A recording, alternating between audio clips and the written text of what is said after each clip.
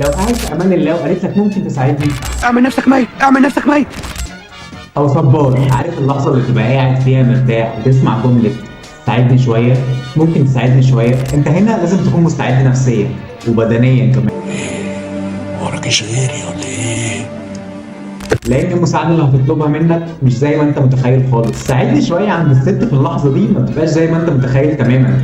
ممكن تطلب منك تفك نجفه مثلا متعلقه من ساعه ما اتجوزته، من قبل ما تشطبوا الشقه وهي متعلقه، تغير ديكور الشقه كله، تجيب لها اوضه النوم في اوضه السفره، السرير والدولاب في اوضه الانتريه، تخرج الانتريه بره وتدخل الركنه جوه، وعجل واجهزه كمبيوتر ووجبه من الكانتين اللي مش عاوزين تقربوا له ابدا، وترابيزات بلياردو وبنج. وطبعا في الحاله دي بتكون دخلت انت في مفترق طرق كبير جدا. لو قلت تخش في دوامه مش هتخلص، طب ولو قلت لا؟